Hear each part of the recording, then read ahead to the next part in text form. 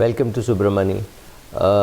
With the Omicron variant less, at least visible, or people are testing less, whatever it is, the market seems to be returning to normalcy. Market, I mean the offline events are happening, in the sense that hotels are open, restaurants are open, malls are open.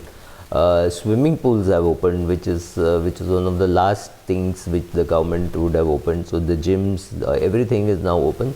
Mumbai is not back to normal because trains are not with the same frequency, which is increasing the traffic jams. But if you see buses are crowded, taxis are crowded. There are share a taxi, so there are 4 people in a taxi. All that is happening. So a lot of it is back to normalcy.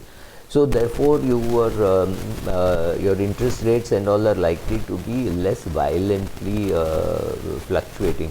That reminds me that the market actually does not mind increasing interest rates, provided interest rates go up in a very graded manner.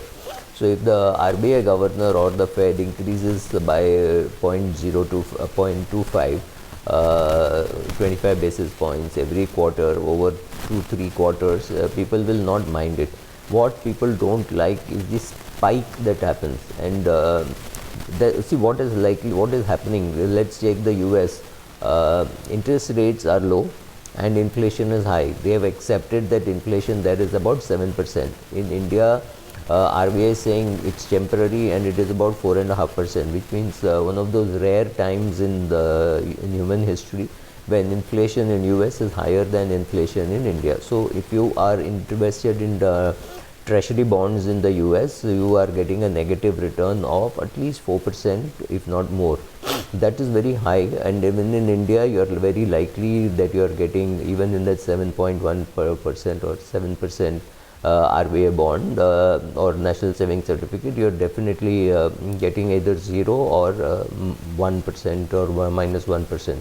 That's the range at which it fluctuates. That brings us to a very important thing, that you should calculate your inflation. Don't worry about the inflation which I tell you. If I tell you inflation is 7%, it does not matter if you sit and calculate and you find that your personal inflation is only 6% because you don't spend much, or maybe your inflation is 10% because you have 2 school going children and school fees don't go down, school bus fees just not go down, nothing goes down.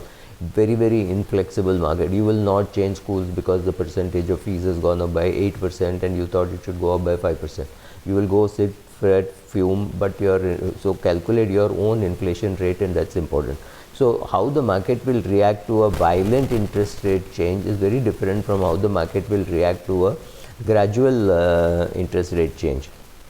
So this is a time when you have to be very careful at what PE you're buying stocks, because stock market is definitely not on a downswing, but interest rates are low.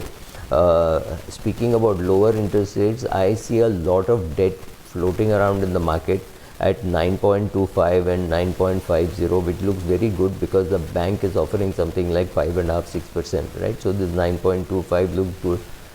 Let me caution you, some of these promoters, I wouldn't put money unless I get 11.5% when gilt is at 7%. 7 to 9.5, 2.5% risk premium for some of these companies is a complete no-no. I wouldn't even touch it. Don't go lower on the quality of your portfolio to improve yields at a time when interest rates are low. When interest rates are low, it is very, very tempting to compromise on the quality of your portfolio to improve the yields.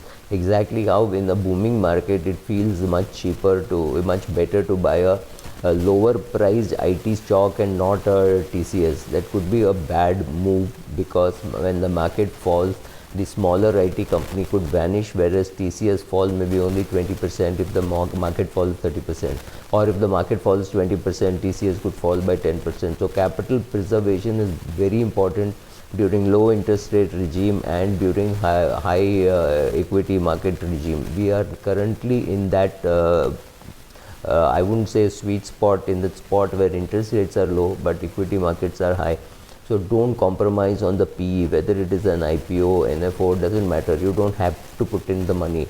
Put in the money only if you are comfortable with the valuation. Otherwise, sitting on cash is not a bad idea at all. Whether you're sitting on dollar, whether you're sitting on rupee, it does not matter at all. sitting on cash is better than putting money into a longer term bond fund, or you maybe put money in a floating rate fund. But please understand that all debt markets instruments have a 3-year lock-in. So if you will be locking in your money for 3 years, you may not want that.